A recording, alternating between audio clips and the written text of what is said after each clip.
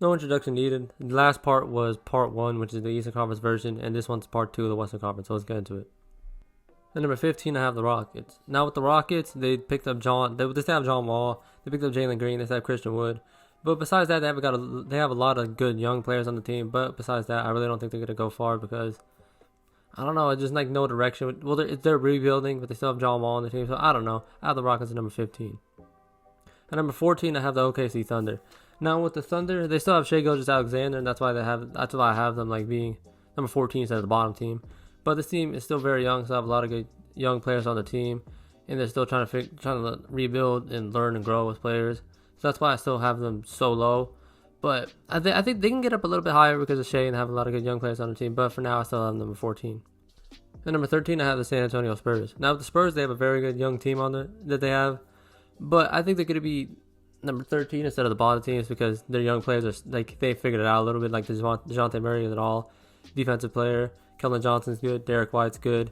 They have a lot of good Lonnie Walker, Devin Vassell. They have a lot of good young players on the team. They have some good veterans on their team too. They can still play. So that's why I have them number 13. Number 12, I have the Timberwolves. Now, the Timberwolves, they still have one of the best centers in the league, Karl-Anthony Towns. Anthony Edwards is a stud. They still have D'Angelo Russell. I'm blanking on some people, but they still have a lot of good young players on the team and some good players on their team. They have Jaden McDaniels and some other people.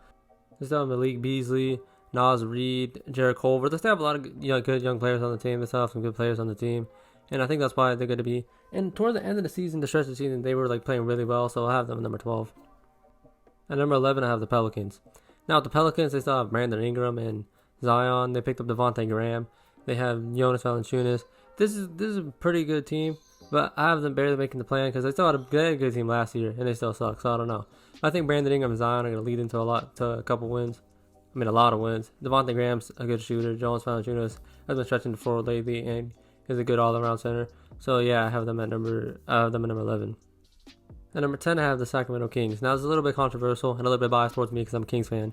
But I think if De'Aaron Fox is healthy, they really could make a playoff push this year.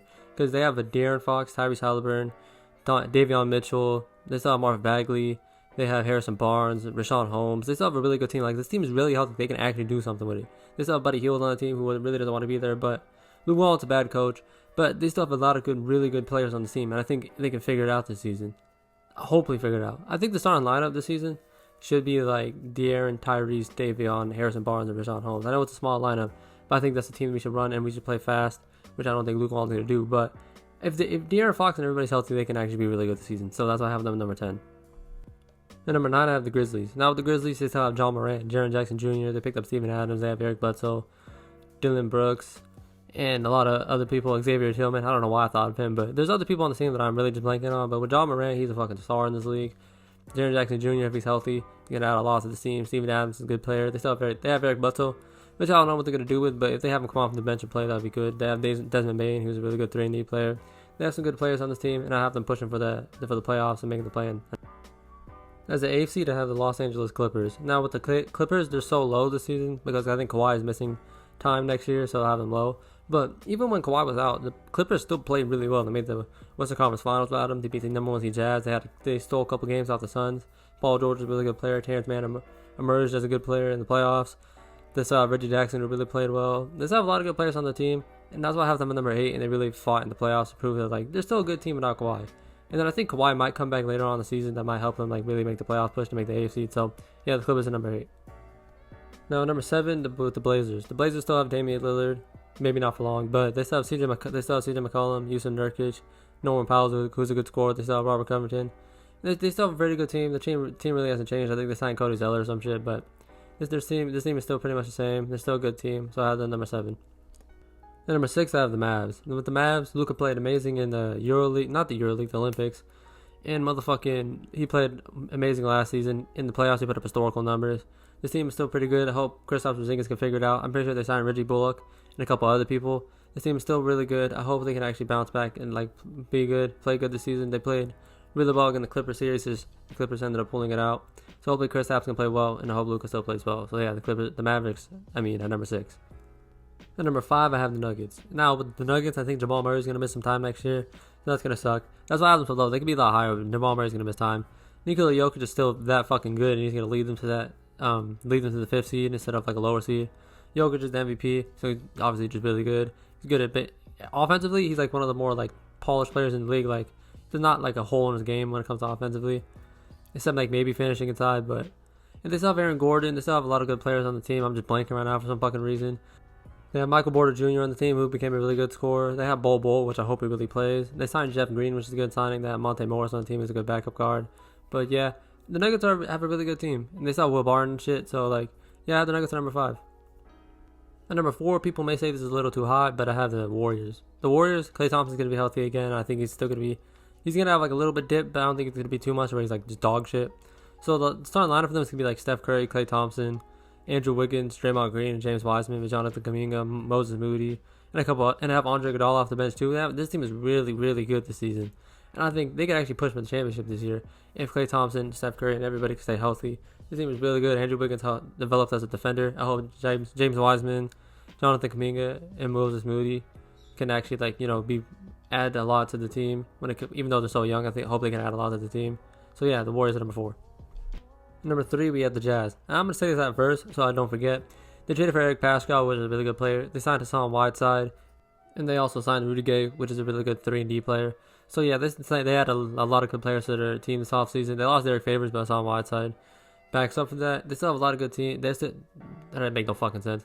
They still have Jordan Clarkson on the team, Joe Ingles, Royce O'Neal, Bogdanovich, Donovan Mitchell, Mike Conley, Rudy Gobert. This team is still very, very good, and that's why they were the 1 seed. And they added a lot of good players on their fucking team. I can't fucking talk. Yeah, but the Jazz are number 3. At number 2, like last year, I have the Suns. Now with the Suns, they still have Chris Paul, Devin Booker. They have Jalen Smith, which I hope gets a lot more playing time. They have Mikal Bridges, Cam Johnson, DeAndre Ayton. This team was in the finals, so we can't doubt this team. Like this team's still going to be very fucking good. This team is going to be good next season. Chris Paul doesn't look like he's falling off anytime soon. Devin Booker is still an all-star caliber player. DeAndre Ayton played well in the playoffs. This team is a finals contender. They made the finals last year. So yeah, I have them. So I have the Suns as the number 2 seed. And as the number 1 seed, I have the Los Angeles Lakers. Now, a lot of people are mad at the Russell Westbrook signing, but I think Russell Westbrook does more for the team than Buddy Hield. Buddy Hield only brings shooting, but when it comes to everything else, Russell Westbrook does everything else. That's why. Russell Westbrook isn't the best player in the world. We all know that. He has his flaws, but I think great players figure it out, and I think LeBron and AD can stay. This is what I want them to do. I want them to take a step back and let Russell Westbrook run the show a little bit more. Hope all of them can play off ball. Don't let their egos get in the way. But they also made a lot of good signings this year. They signed Cam Bazemore, who's a good 3-and-D player, Malik Monk, who's a good shooter. They re-signed Taylor Horton-Tucker. They signed Kendrick Nunn. They re-signed Dwight Howard. There's a lot of other players that they signed.